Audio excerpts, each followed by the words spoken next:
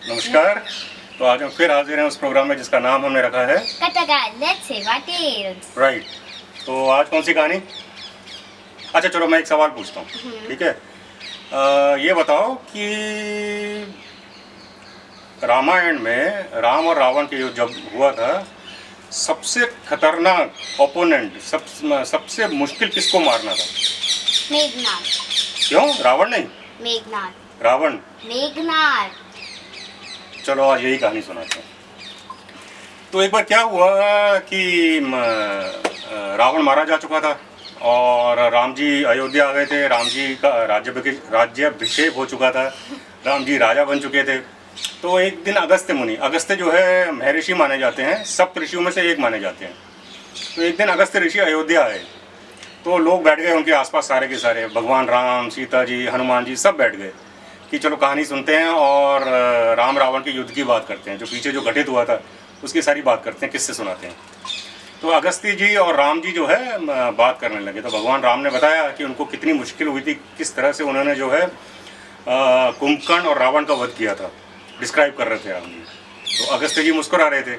तो जब राम जी बोल चुके तो महर्षि अगस्त्य ने बोला कि राम, तुमको पता है कि तुमने रावण को मारा, तुमने कुंभकर्ण को मारा, बहुत अच्छी बात है, अजय थे वो, बहुत मुश्किल था उन दोनों को मारना, पर सबसे मुश्किल किसको मारना था? तो राम जी को थोड़ा सरप्राइज हुआ। राम जी ने बोला किसको? तो महर्षि अगस्त्य ने बोला Meghnad was the most difficult opponent, Meghnad was the most difficult to kill. Lakshman ji ने जो मेघनाद को मारा वो सबसे मुश्किल काम था। राम जी को आश्चर्य हुआ। राम जी ने बोला रावण से भी ज़्यादा? तो महर्षि अगस्त्य ने बोला हाँ, रावण से भी ज़्यादा।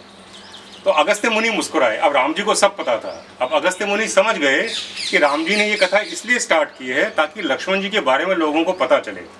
अब क्या है, दुनिया में हम राम जी का सबसे बड़ा भक्त जो है हनुमान जी को मानते हैं, लक्ष्मण जी के बारे में बहुत कम लोग जानते हैं। तो राम जी चाहते थे कि इस तरह से जब चर्चा चलेगी, बातें चलेंगी, तो लक्ष्मण जी के बारे में लोगों तक कहानियाँ पहुँचेंगी, लोगों को पता लगेगा।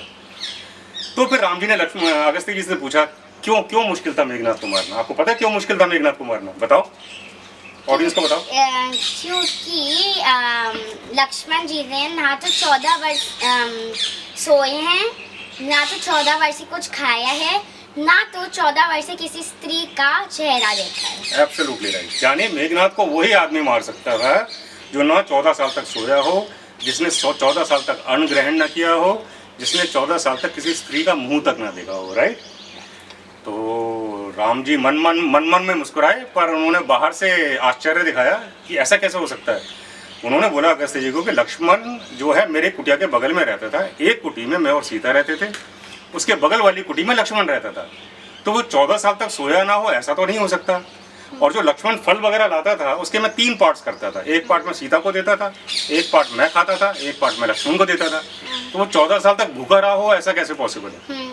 और लक्ष्मण रोज सीता को देखता था, उसने किसी लेडी का मुंह ही ना देखा हो 14 साल तक, ये कैसे पॉसिबल है?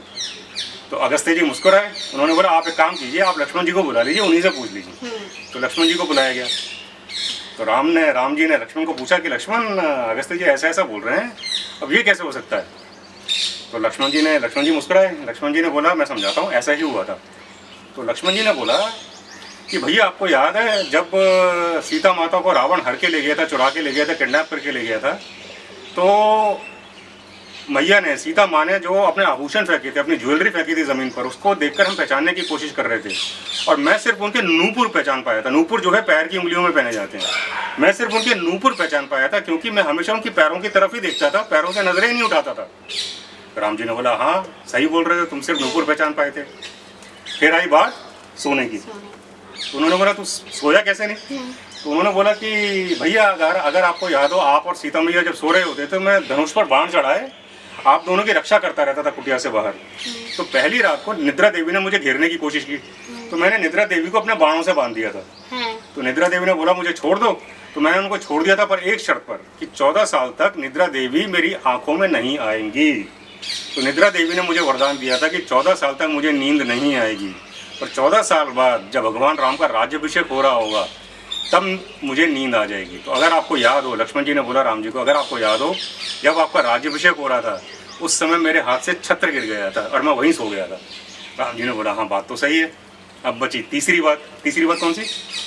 कि उन्होंने कभी खाया ना हो। खाया नहीं था। राम जी ने बोला तू जो फल लाता था मैं उसके 3 हिस्से करता था, एक हिस्सा सीता को देता था, एक हिस्सा मैं खाता था, एक हिस्सा मैं तुझे देता था।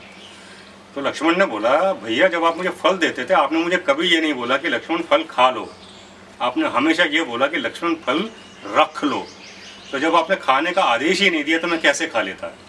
तो मैं 14 साल तक मैंने कोई अन्न ग्रहण नहीं किया।